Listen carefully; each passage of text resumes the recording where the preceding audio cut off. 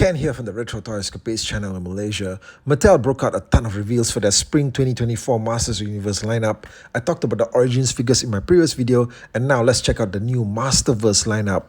A lot of these were seen at STCC 2023, but we're now getting some brand new official images. Evelyn, based off a 1987 live-action movie appearance, was one of those figures that a lot of people were looking forward to, but ended up somewhat disappointed when they saw the early sculpt images that made her look far less than actress Meg Foster and more like someone's grandma instead, playing dress-up as an evil sorceress. The new images we're seeing here possibly make the figure look better, but this is really something that I think we need to have in our actual hands to properly evaluate. Also, do we really need another Cosmic Key accessory? But what truly stops the show is this utterly breathtaking packaging box that Evelyn comes packed in, which is directly inspired by the 1987 live-action movie.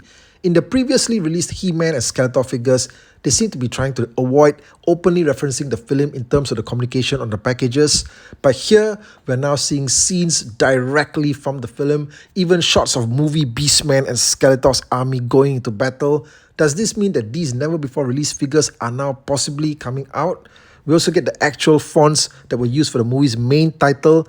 Does this mean that whatever rights issues may have been involved may finally have been resolved? In any event, this box right here gets my vote for the best ever Masterverse packaging design in the history of the line to date. Next up, we have this Orko and Gwildor 2-pack that I'm pretty sure no one really asked for. Now, these are very detailed interpretations of the characters for sure, but so were almost all of the other Masterverse figures that have been strangely pack-warming to date. This set combines two characters that would probably not sell as well on their own. You have possibly the most annoying character from the classic cartoon and possibly the most annoying character from the live-action movie, now colliding together in this overpriced $40 2-pack. Now look, there's a lot of you out there that probably find these characters adorable, and I'm not taking anything away from you guys, okay? Do make sure that you purchase them, okay, so that they're not still hanging on shelves by the time the Fright Zone finally gets produced. Now, Gwildor is admittedly a critical purchase for many of you guys because you need him for your 1987 movie display. But we already had a decent Masterverse Orko figure as part of another failed 2-pack from 2 years ago. And I would say that he's not really the kind of character that we need multiple variations of. Then we have the eternal fan favorite Tri-Klops, returning this time as part of a new Eternia version of the character. Now this is a much more badass looking version of him.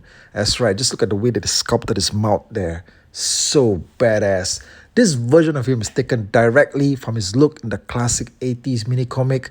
You get to replicate that look of him as a hunter. That's how he's supposed to be. Okay, he's supposed to be a badass mercenary type hunter, not some lame techno cult Priest of Doom shit from Revelation. The deluxe figure that came out before this wasn't too bad, but nobody really cared about those extra items that were put in there, like the robes and stuff, to make him achieve that priest look that nobody wanted on their display.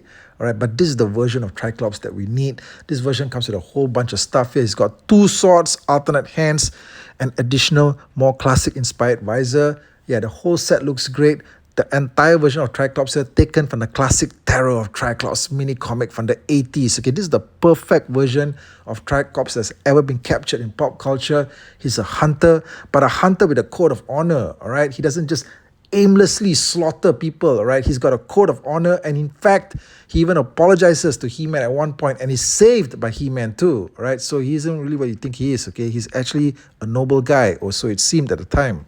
We also get some detailed shots of the new Eternia Mekaneck.